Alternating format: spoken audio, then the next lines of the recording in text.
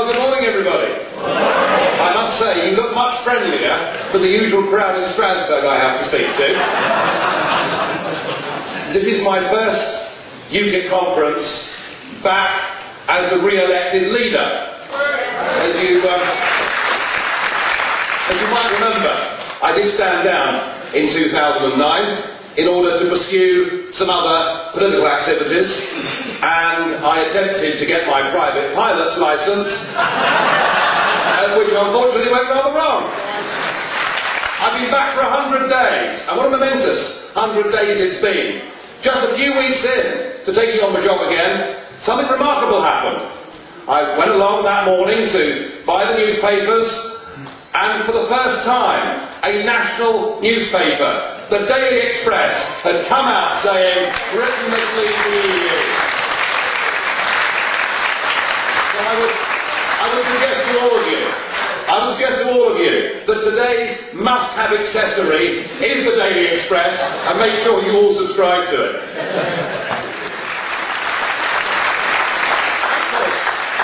But of course, there was another by-election that's taken place since Oldham. You don't remember? No, there was one this Thursday, honestly. And it took place in Barnsley. And I have to say, I've known Jane Collins a long time. She's done a lot of great work organisationally for this party. I simply had no idea just how damn good she was going to be as a candidate. Both on the doorsteps and on the television. Jane, we all pay tribute to that fantastic campaign that you fought in Barnsley, and to the whole team that made it happen. Thank you very much. Of course, we've been used to it in European elections.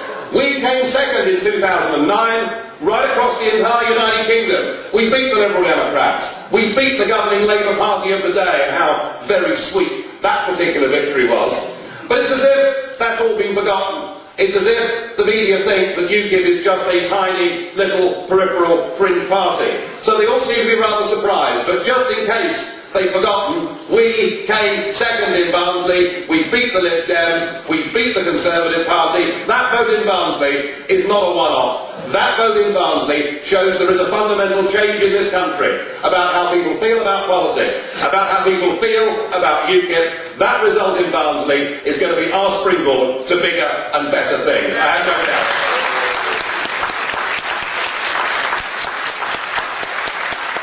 So we go on from here. We go on from here. We're fighting 1,000 council seats in England on May the 5th. We're fighting in Scotland, in Wales, in Northern Ireland, and you've seen those representatives this morning. We've got a hell of a big job to do, but we can remind ourselves that the European Union is no longer some academic debate. This is something that affects everyone's daily life. It is something that is now discussed by families at their dinner table. I just looked at the agenda over the course of the last month. We've had the row over votes for prisoners, haven't we? I mean, it seems obvious to me.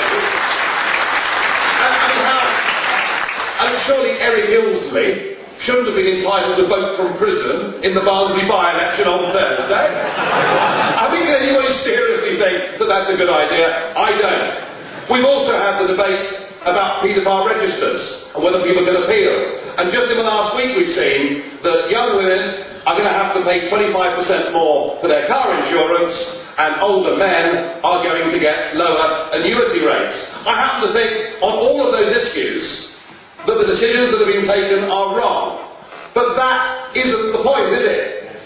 That isn't what matters. What matters is who takes those decisions. And those decisions are being taken by foreign courts. Those foreign courts and the EU institutions in front of them, they now make the law in this country, and we in UKIP say that that is illegitimate, and we intend to do something about it.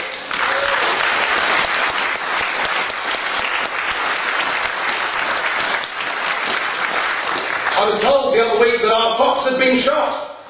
Well, I don't know what you say, Nigel. Just look at what happened in the Commons when they voted on the votes for prisoners issue. 222 members of Parliament voted to say that prisoners shouldn't get the vote, and only 34 MPs, I bet Ken Clark was amongst them, although I have to say, he's rather more civilised in the green room than Michael Heseltine was the other day. So it was 222 to 34, and therefore the UKIP fox has been shot. Therefore Parliament has decided that prisoners won't get the vote. But you know, all that Parliament did on that day was to demonstrate its own impotence. Because that's what we sunk to. There is nothing we can do, ladies and gentlemen, with our vote. It doesn't matter if we changed every MP. It doesn't matter if we have different governments. It doesn't matter because we've given away the ability to make those decisions. Our Parliament is impotent and our democracy has been sold. And perhaps even worse than that, it's clear to me that the government we have in today no longer believes in Britain. They've simply given up. And just think of what's happened since they came to power on the issue of defence. Extraordinary sight, wasn't it? Seeing those Nimrod aircraft being cut up. The fact that we haven't got any aircraft carriers until 2020. I mean, they might have been useful out in the Middle East, mightn't they? Because we sent those Hercules aeroplanes in without any fighter cover whatsoever. Oh, sorry, we couldn't have had any fighter cover, could we? Because we strapped the Harriers as well. And now we have men and women serving in the front line in Afghanistan, who when they come home will face the sack, and possibly even that'll be done by email.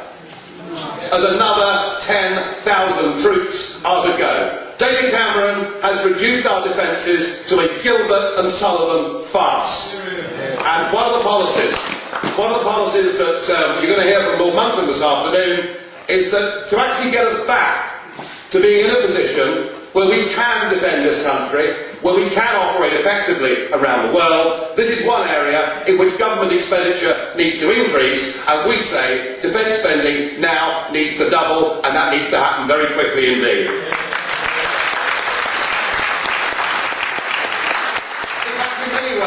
In many ways, it is remarkable to think what a Tory-dominated government has done. For 13 years, for most of UKIP's existence, people would tell us, well, we agree with you, we like what you say, but we can't vote for you because we want to get the other lot out. We want to get Labour out. And anyway, they used to tell me, just you wait till David gets in. Oh yeah. Oh yeah. Just you wait till David gets in. Just you wait till George, or should I say Gideon, John? I'm sorry. Just you wait till Gideon's in number 11. They'll sort the whole thing out. You'll find out they're true Conservatives. You'll find out that these people will stand up for Britain. Well, let's just examine the record. I find it truly extraordinary that a Conservative-led government has, from the 1st of January this year, through 3 new European regulatory authorities, given away the management and control of Britain's biggest single industry, namely our financial services industry. They've given it away to these 3 new European organisations. There are people out there in the city who funded Cameron and the Tory party to the tune of millions of pounds, who feel totally and hopelessly betrayed.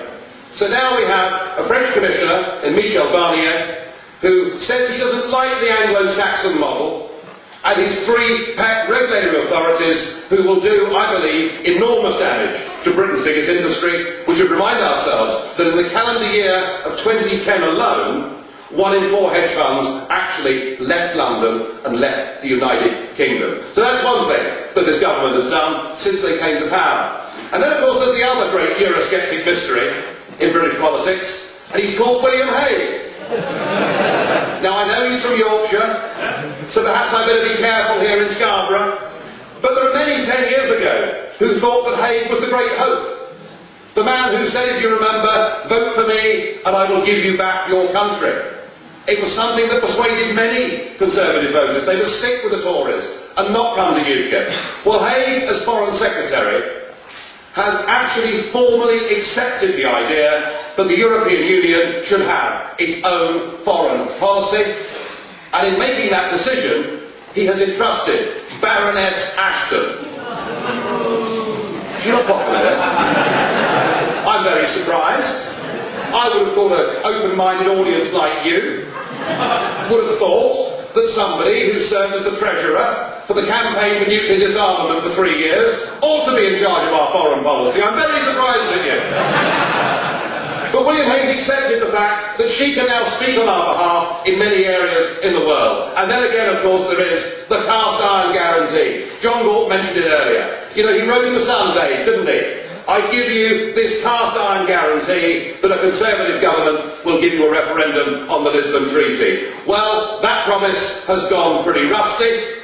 And you might have noticed last week that he was interviewed on Al Jazeera, and our Prime Minister was asked, should there not be then a referendum on our continued membership of the European Union, so that the people of this country can sort out their futures and not have it done for them by career politicians? And Cameron's response, I think, said it all. He said, no, I don't think there should be a referendum on our membership of the European Union, because I believe it's in Britain's best interests for us to remain a member of the European Union. So what he's saying is, he won't give you a vote because he fears what the answer might be. And he knows what is best for you, and that is that you should not be able to express your will on it. Frankly, that is nothing short of total, breathtaking arrogance, and we are going to teach him a lesson for that.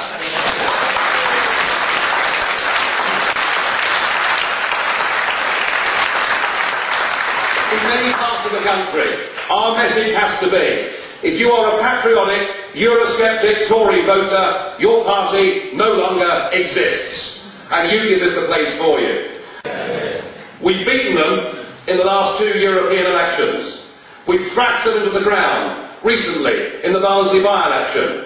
And according to YouGov, amongst the 18 to 24-year-olds in this country, UKIP is already ahead of the Liberal Democrats, and isn't that good news?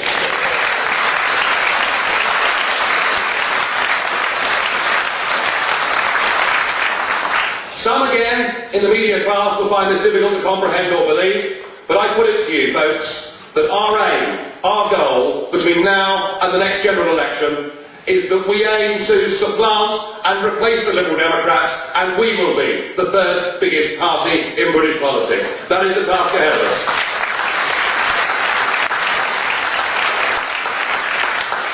This party is on the up. This party increasingly is seen to be relevant to the lives of ordinary people. No longer is UKIP on the fringes of any national debate. We are right at the centre ground of public opinion in this country. We have a radical, forward-looking manifesto. It's not what we're against anymore, this nonsense that we're anti-European. We're not anti-European. I'm not anti-European. I love Europe. Goodness me, I've drunk more Rioja than most people alive. I mean, we love Europe. We love the diversity of Europe. We want to live in a Europe where sovereign nation states trade together, cooperate together, agree minimum standards, have reciprocal deals, do what neighbours ought to do in the 21st century. But we demand that we, the British people, take back our birthright, our right to govern ourselves, our right to make our own laws, our right, once again, to be a full, free country playing a global role. That is the vision that UKIP stands for. It is positive, it is forward-looking, it is on the up, and we will fight, fight and fight again until we win. Thank you.